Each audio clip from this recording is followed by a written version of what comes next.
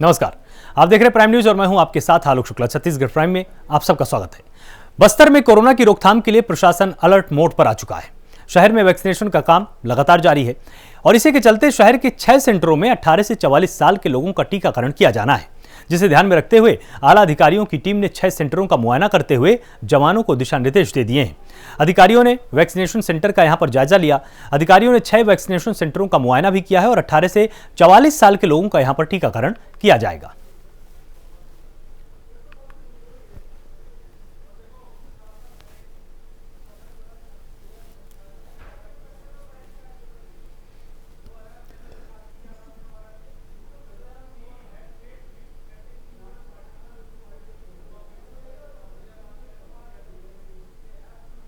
शहर में 18 से 44 वर्ष तक के 6 सेंटर बनाए गए थे और प्लस 45 का भी इसमें 4 सेंटर बने। सभी सेंटर में हमारी पुलिस बल्कि हमने उसमें चेकिंग किया, उसमें सभी जगह पुलिस बल लगी है। लेकिन जहां पर ऐसे भी सेंटर मिले हैं जहां पर लोग जो BPL से श्रेणी के हैं, जिनके पास एंड्रॉइड नहीं है, तो उनको रजिस्ट्रेशन की समस्या आ रही है, तो उनका भी समाधान अभी चर्चा किए रहे हैं, उसके भी समाधान की जा रही है। और सभी वैक्सीनेशन सेंटर में सामान्य स्थिति है और सभी जगह बल भी लग गई है। और एक जगह इसको है जहां पर महात्मा गांधी स्कूल है, जहां को शिफ्ट करके वहां पर आने जाने की असुविधा होने के कारण से उसको शिफ्ट करके विद्या ज्योति में की गई है। वहीं खबर बेमतरा से है, जहां जिला चिकित्सालय सिविल सर्जन ने मनमानी रवैये के चलते कर्मचारियों को परेशानी का सामना करना पड़ रहा है। जहां कर्मचारियों को पिछले महीने से वेतन नहीं मिल रहा है, इसके चलते कर्मचारियों के समक्ष आर्थिक तंगी का उनको सामना भी करना पड़ रहा है। कर्मचारियों का कहना है कि उच्च अधिकारियों को सूचित करने के बावजूद हमारे वेतन में वृद्धि नहीं हो रही है और हमें निर्धारित समय पर वेतन दिया जाए, ये उन्होंने मांग की है। तो सिविल सर्जन की मनमानी यहां पर सामने आई है। कर्मचारियों को वेतन नहीं मिल रहा है और आर्थिक तंगी का उनको लगातार सामना करना पड़ रहा है, जिसके चलते कर्मचारी अब बोल रहे हैं कि हम इस तरह से यहाँ पर काम नहीं कर सकते, क्योंकि कोरोना काल है, लगातार हम संक्रमित भी हो सकते हैं, हमारी जान भी जा सकती है और ऐसे समय में भी अगर हमको वेतनमान नहीं मिलेगा तो हम कैसे कार्य कर पाएंगे।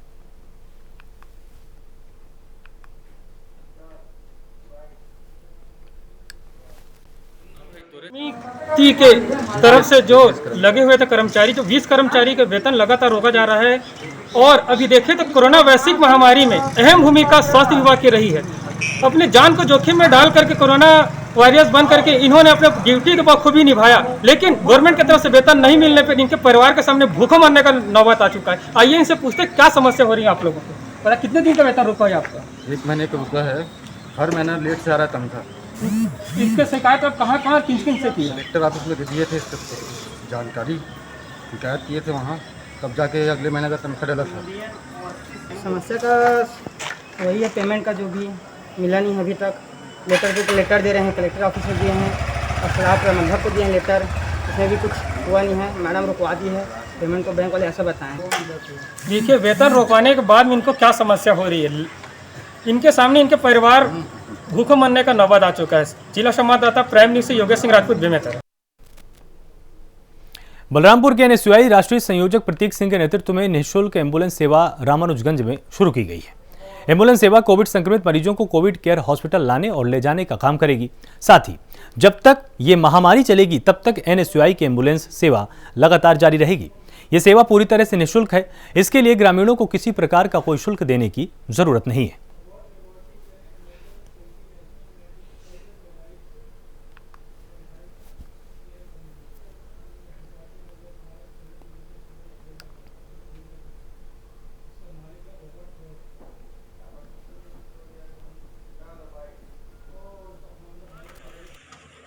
में अभी कोरोना का दूसरा लहर आया और काफ़ी महामारी हो रही है। इसी को देखते हुए बलरामपुर ज़िले में रामानुजगंज रामचंद्रपुर ब्लॉक में NSUI ने निःशुल्क एम्बुलेंस सेवा NSUI सेवा रथ के माध्यम से शुरू किया है।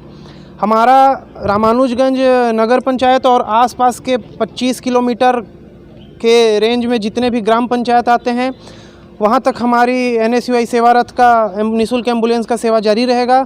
हम लोग हर ग्राम पंचायत में नाम और हेल्पलाइन नंबर जारी किए हैं, जहां से फ़ोन आएगा और हमारी NSUI सेवा सेंटर में कॉल करेंगे। हमारे जो NSUI के वर्कर हैं, यहां से हम ड्राइवर से संपर्क करके तत्काल एम्बुलेंस उपलब्ध कराने की काम करेंगे। कोरोना की चेन तोड़ने और लगातार मामले की जांच कर कोरोना पर काबू पाने के लिए जिला प्रशासन ने 24 घंटे की टेस्टिंग का फैसला लिया था। इसके बाद स्वास्थ्य विभाग ने बिलासपुर में 24 घंटे कोरोना टेस्टिंग करने का काम शुरू किया है। जिले के अलग अलग जगहों पर 24 घंटे टेस्टिंग की सुविधाएं कराई गई हैं। तो वहीं टेस्टिंग सेंटर में रात में भी मरीजों के पहुंचने का सिलसिला लगातार जारी है। तो रात में भी कोरोना टेस्ट जारी है। 24 घंटे कोरोना का टेस्ट किया जाएगा और कोरोना के टेस्ट के लिए 10 केंद्र बनाए गए हैं ताकि अधिक से अधिक लोगों का कोरोना टेस्ट कराया जा सके और समय पर सही रिपोर्ट उनको दी जा सके।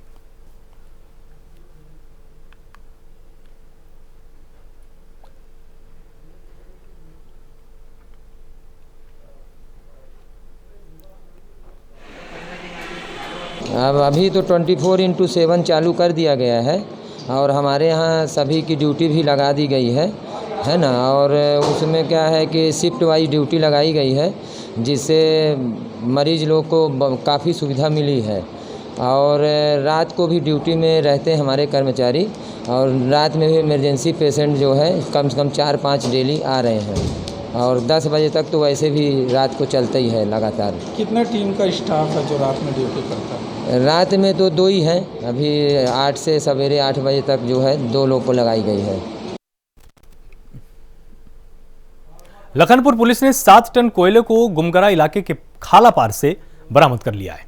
कोयले की कीमत लगभग 35,000 रुपए बताई जा रही है और वाहन के जरिए पुलिस ने कोयले को बरामद किया है और थाने में इस कोयले को लाकर जमा किया गया है। दरअसल आपको बता दें कि इस पूरे क्षेत्र में कोयले की लगातार तस्करी की सूचना पुलिस को मिल रही थी और पुलिस कोयले के अवैध तस्करों पर लगातार कार्रवाई भी कर रही है। तो पुलिस की यह बड़ी सफलता यहां पर कही जा सकती है। 7 टन अवैध कोयला बरामद किया गया है। कोयले की कीमत तकरीबन 35,000 रुपए यहां पर पुलिस प्रशासन द्वारा आंकी गई है। तो तस्वीरों में आप कोयले को 7 तौर पर देख सकते हैं। लगभग इसकी जो मात्रा थी वो 7 टन के आसपास बताई जा रही है और इसकी बाजार में कीमत 35,000 रुपए आंकी गई है।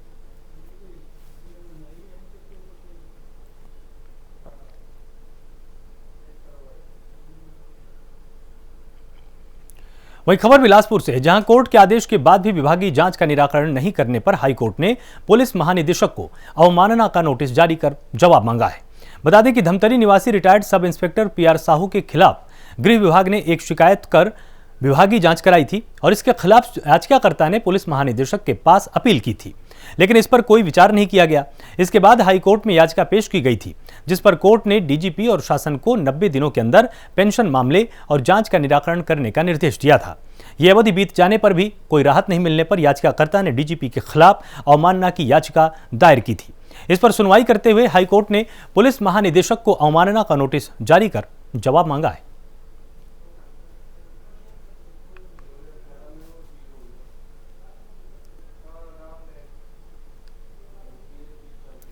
बेमेतरा में 40 दिनों के बाद लॉकडाउन में छूट मिलते ही बाजार में फिर लोगों का जमावड़ा लग चुका है। बाजार में सोशल डिस्टेंस की धज्जियां उड़ाई गई हैं और दरअसल लॉकडाउन के चलते घरेलू उपयोग की चीजों में बढ़ोतरी और ब्लैकमेलिंग होने से लोग लगातार परेशान हैं। कीमतों में लगातार इजाफा किया जा रहा है और वो भी मनमाने तरीके से किया जाता है। इसी के चलते दुकानों को छूट के साथ खोलने की अनुमति दी गई। नियमानुसार सुबह 6 बजे से दोपहर 2 बजे तक दुकानें खोली जाएंगी। उसके बाद संपूर्ण दुकानें फिर से बंद हो जाएंगी, मतलब टोटल लॉकडाउन हो जाएगा। हालांकि जिले में कोरोना केसेस में कमी देखने को मिल रही है और जिले में 2117 एक्टिव मरीज अभी भी बने हुए हैं, जिनका समुचित इलाज किया जा रहा है। तो बाजारों में सोशल डिस्टेंसिंग की धज्जियां उड़ाई जा रही थी, तो इसीलिए अब प्रशासन ने फैसला किया है कि सुबह 6 बजे से लेकर दोपहर 2 बजे तक दुकानें खोली जाएंगी, ताकि इस तरह से भीड़ भाड़ एक ही जगह पर इकट्ठा ना हो।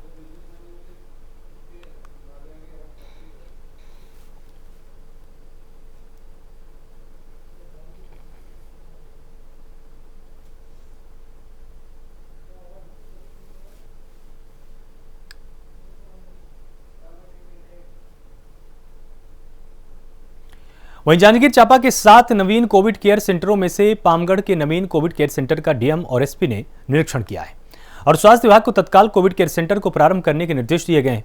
बता दें कि पामगढ़ के नवीन कोविड केयर सेंटर में कुल 150 बेड मौजूद हैं। इनमें से 50 बेड ऑक्सीजन सुविधा युक्त हैं। इस कोविड केयर सेंटर को तैयार करने में क्षेत्र के समाजसेवी संगठनों, जनप्रतिनिधियों, स्थानीय अधिकारियों सहित मितानिनों ने भी आर्थिक रूप से सहयोग प्रदान किया है। तो डीएमएसपी ने कोविड सेंटरों का निरीक्षण किया है। 150 बेड के कोविड अस्पताल का यहां पर जायजा लिया गया है। कोविड केयर सेंटर शुरू करने के यहां पर निर्देश दिए गए हैं।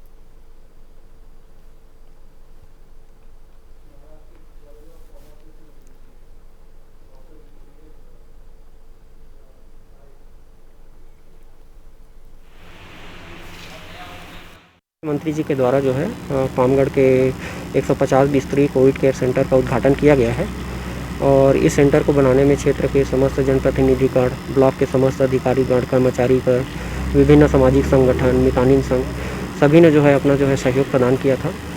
इस सेंटर में सभी प्रकार की जो है सुविधाएँ हैं।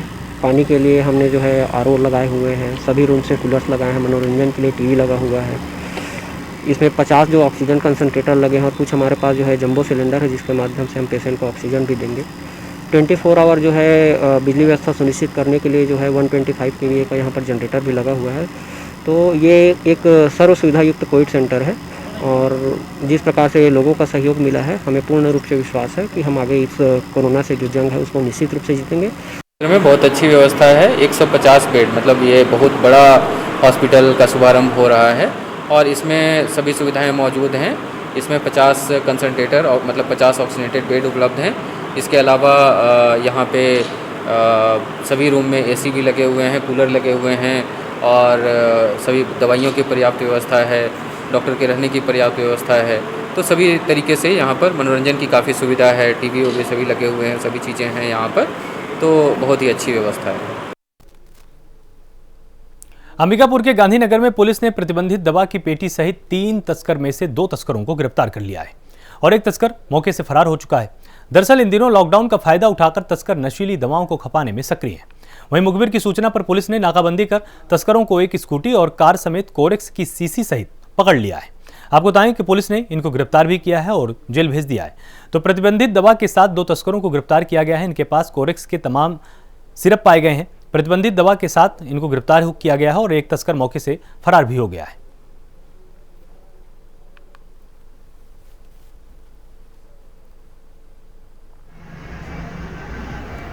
कल शाम को मुखबिर से सूचना मिला कि सूरजपुर का जोगेंद्र प्रजापति और मनोज गुप्ता बनारस से नशीली प्रतिबंधित सिरप मंगा करके और अंबिकापुर से सूरजपुर परिवहन कर बिक्री के लिए ले जा रहे हैं। उक्त सूचना पर हमारा स्टाफ रेड किया। अजीरमा कालीघाट रोड पर ये लोग स्कूटी से जाते मिले। रोक कर पूछताछ कर चेक किया गया तो ये बताया कि इसमें सिरप है, हम लोग सिरप का कारोबार करते हैं और ले जा रहे हैं। इसके बाद इनके कब्जे से जब्त कर और इनके खिलाफ 21 CNDPS एक्ट की कार्रवाई की गई है। कितना माल जब्त किया है? कितने का? 240 नग सीसी में 100 ml का 28,800 रुपये का माल है। आरोपी को क्या कर रहे हैं? आरोपी को रिमांड भेज रहे हैं। बिलासपुर में डीएम ने जरूरी सेवाओं में छूट देते हुए लॉकडाउन को 24 मई तक के लिए बढ़ा दिया है। लॉकडाउन में छूट मिलने पर बाजारों में घोर लापरवाही भी देखने को मिली है। वहीं जिला प्रशासन से मिली छूट का दुकानदार भी नाजायज फायदा उठाते हुए दिखाई दे रहे हैं। बीते दिनों जिला कलेक्टर ने आदेश जारी करते हुए महीने भर से चल रहे लॉकडाउन पर थोड़ी रियायत देते हुए कुछ सेवाओं में छूट देने का निर्णय लिया था, लेकिन पहले ही दिन छूट में लापरवाही देखने को लगातार मिली है। इस दौरान बाजारों में न तो सोशल डिस्टेंसिंग का पालन कराया गया और न ही कोरोना गाइडलाइन का पालन करते हुए कोई दिखाई दिया। तो लॉकडाउन में आंशिक छूट क्या मिली? बाजारों में भीड़ उमड़ पड़ी है। सोशल डिस्टेंसिंग का बिल्कुल भी पालन यहां पर देखने को नहीं मिला है।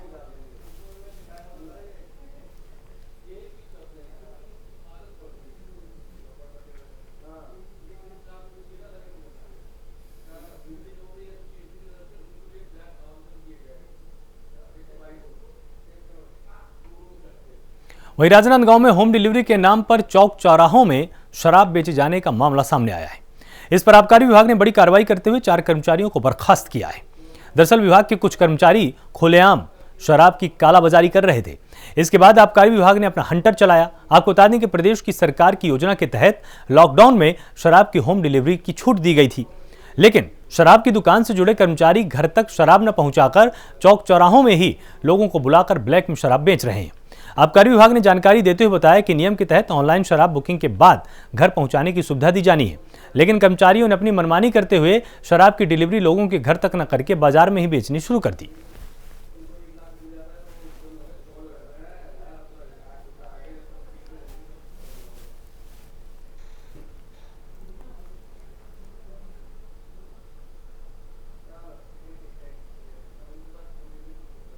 वही खबर अब गरियाबंद से है, जहां बीते सप्ताह भर से आंधी तूफान और बारिश के चलते किसानों की हालत खराब हो चुकी है। बता दें कि गरियाबंद के खड़मा क्षेत्र से सैकड़ों किसानों के लिए यह आंधी तूफान बड़ी मुसीबत बनकर सामने आया है, जहां आंधी तूफान और ओले बरसने की वजह से किसानों की फसल को भारी नुकसान पहुंचा है और भारी आंधी बारिश के बाद किसानों की पक चुकी धान की फसल पूरी तरह से बर्बाद हो चुकी है।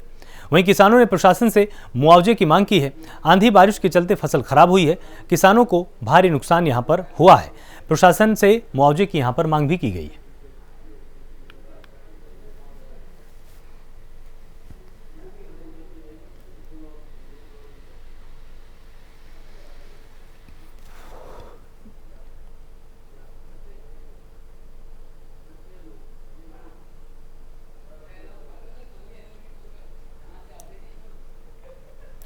पूरा देश कोरोना जैसी महामारी से जूझ रहा है और ऐसे में कोरोना के चलते काफी ऐसे लोग हैं जिनका घर पूरी तरह से तबाह हो चुका है। किसी मां ने अपना बेटा खो दिया तो किसी बाप ने अपना नौजवान एक बेटा। एक ऐसा ही मामला छत्तीसगढ़ के बस्तर से आया, जहां कोरोना ने 4 भाई बहनों के सिर से माता पिता का साया ही छीन लिया। आपको बता दें कि जगदलपुर के नेगीगुड़ा में रहने वाले मुकेश श्रीवास कोरोना की जंग से हार गए और एक माह पहले ही उनकी पत्नी की भी बीमारी के चलते मौत हो गई थी। दरअसल मुकेश श्रीवास अपने परिवार के पालन पोषण के लिए घर घर जाकर लोगों के बाल काटने का काम करते थे। फिलहाल बच्चों की कोविड जांच करवाकर महिला बाल विकास विभाग के संरक्षण में उनको दिया गया है, जहां पर उनका पालन पोषण किया जाएगा। तो बच्चों के सिर से माँ बाप का साया उठ चुका है। कोरोना से माँ बाप की मौत हो चुकी है। 4 भाई बहन पूरी तरह से अनाथ हो चुके हैं।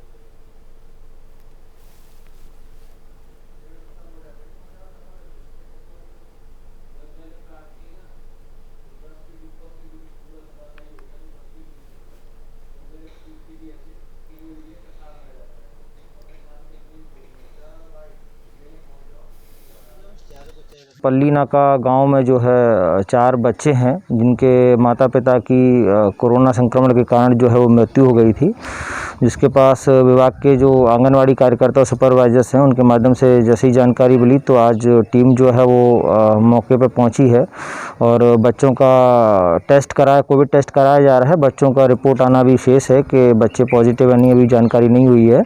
उसके बाद ही जो है बच्चों को संरक्षण लेके जो कोविड के लिए आश्रय गृह बनाया गया है महिला बाल विकास विभाग के द्वारा, वहाँ पे उन बच्चों को जो है बालिकाओं को बालिका संरक्षण गृह में और जो लड़के हैं बॉयज़ जो हैं उनको बालक संरक्षण गृह में जो है वो आश्रय प्रदान किया जाएगा। बच्चों के लिए वहाँ पे सारी सुविधाओं की व्यवस्था की गई है, चाहे वो खाने से लेके हो, कपड़े व्यवस्था हो, मेडिकल हो, सारी सुविधाएँ हैं और पैरामेडिकल स्टाफ भी वहाँ पर नियुक्त हैं जो लगातार बच्चों के जो है स्वास्थ्य की जाँच करते रहेंगे और बच्चों को सारी सुविधाएं वहाँ पर उन संस्थाओं में जो है वो प्रोवाइड कराई जाएगी। कोरिया पुलिस अधीक्षक के निर्देश पर पूरे जिले भर में पुलिस प्रशासन ने गांव-गांव जाकर लोगों को कोरोना नियमों का पालन करने को कहा है और ऐसे में मनेंद्रगढ़ थाना प्रभारी सचिन सिंह ने पुलिस बल के साथ इलाके में पेट्रोलिंग की है और कोरोना गाइडलाइन को लेकर लोगों को सख्त हिदायत दी है।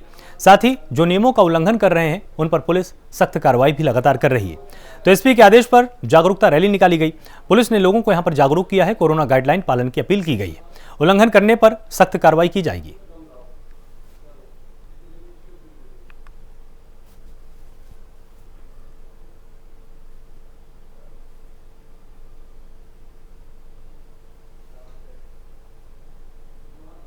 जांजगीर चांपा में पुलिस ने लगातार हो रही चोरी के मामले को सुलझाने में सफलता हासिल कर ली है। पुलिस की टीम ने चारापार गांव से एक युवक और युवती को शक के आधार पर हिरासत में लिया है। पुलिस पूछताछ में यह पता चला कि लैपटॉप, इलेक्ट्रॉनिक सामान और घरों से सोने चांदी के जेवर चोरी करने की बात इन्होंने कबूल की है। वहीं पुलिस ने आरोपियों के पास से 6,50,000 का सामान, एक बाइक भी बरामद की है। पुलिस का कहना है कि आरोपी युवक युवती प्रेमी हैं और दोनों बाइक में सवार होकर देर रात निकलते थे और सड़क किनारे दुकानों में चोरी की घटना को अंजाम देते थे।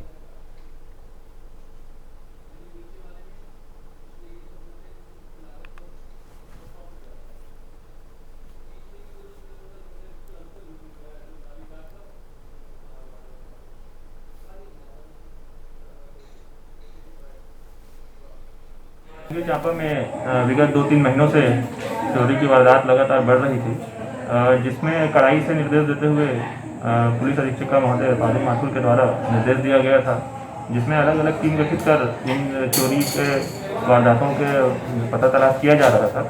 इसी क्रम में शक्ति अनुभाग में और डभरा अनुभाग के 3-4 थानों के क्षेत्र में जो चोरी हुए थे, उन्हीं सब चोरियों को एनालाइज करके एक टीम गठित करके चोरों का पता तलाश किया जा रहा था। इसी क्रम में 2 चोरों का, जो कि बंटी और बबली के तर्ज पे चोरी के वारदात को अंजाम दे रहे थे, उसका पुलिस को सुराग लगा, जिनके घर में जब दबिश दी गई तो उनके घर से भारी मात्रा में सामान बरामद हुआ है, जिसमें शक्ति थाना, डभरा थाना, मालखोरा थाना के करीब 16 चोरियों के सामान बरामद हुए हैं।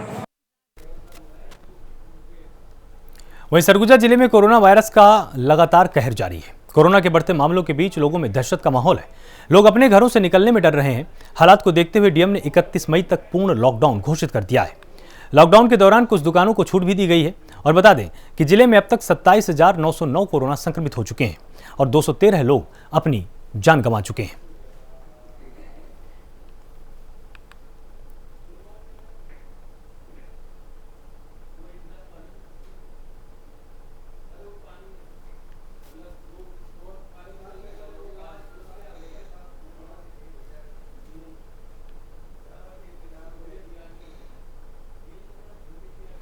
खबर कोरिया से है, जहां शर्मा नर्सिंग होम में एक युवक की मौत के मामले में एक बार फिर नया मोड़ सामने आया है।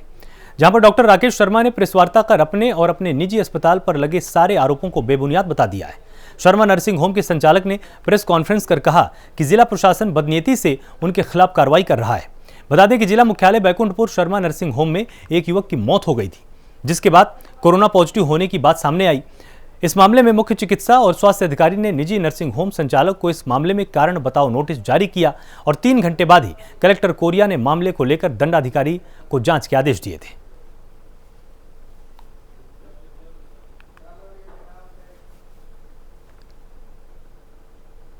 महासमुंद में घटते वन और चारा पानी की कमी के चलते वन्य प्राणी शहर की ओर कूच कर रहे हैं। इसके चलते एक भालू शहर की तरफ भागते हुए अचानक आ गया और भागते समय बीटीआई इलाके में एक कुएं में जाकर गिर गया। सूचना पर वन विभाग तुरंत पहुंचा और पूरा अमला मौके पर पहुंचकर किसी तरह से भालू को कुएं से रेस्क्यू कर लिया गया है।